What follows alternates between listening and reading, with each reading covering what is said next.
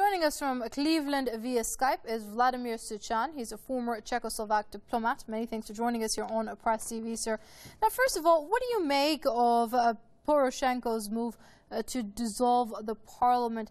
Do you think it has democratic aspirations, or, as many have pointed out, just to remove any remnants of the previous president?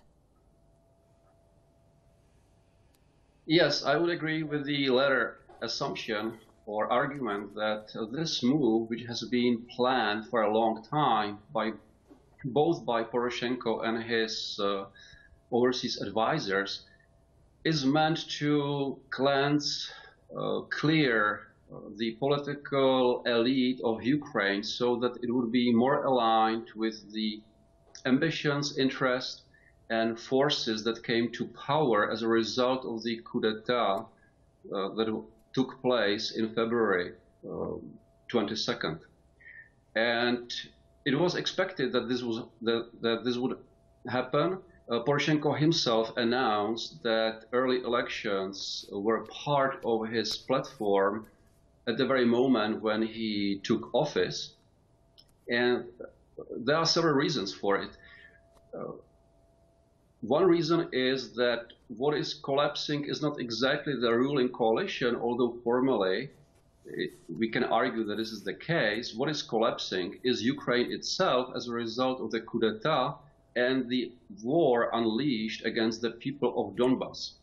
In this situation, the regime that is following a new Nazi ideology and has Nazi ambitions tries to use a very small window of opportunity which it has, because it now controls the state apparatus of Ukraine, the military forces and police and security of Ukraine, together with everything that goes along with the machinery of the state.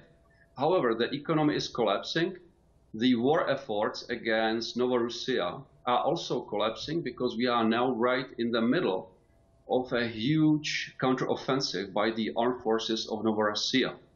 So the economic hardship, all the lies, the reality, the political, ideological reality of the situation are now inevitably coming to fruition. Therefore, the junta needs to act very quickly in order to consolidate its power, its hold on the state and on the leverages of representation. So this is what Poroshenko tries to do, who himself doesn't have any political party of his own behind him.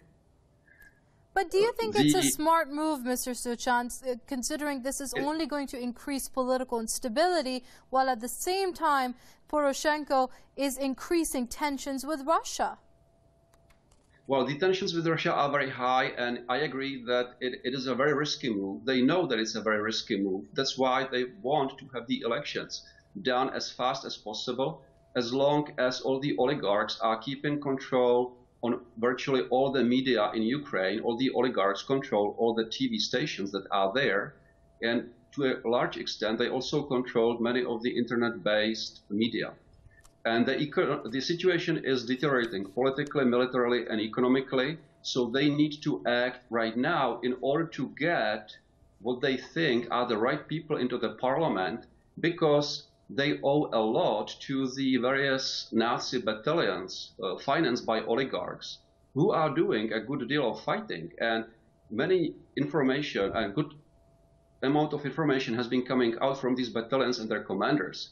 And what they demand is that for their sacrifices and for their role in the war against Donbass, they do want a significant share in political power, if not control, over the parliament as such, because the parliament is still in some way a leftover, although corrupted leftover from the old times. Okay, I'm going to have to leave it there for now. That was Vladimir Suchan, former Czechoslovak diplomat, joining us from Cleveland via Skype. Mr. Suchan, many thanks indeed for your comments here on Press TV, sir.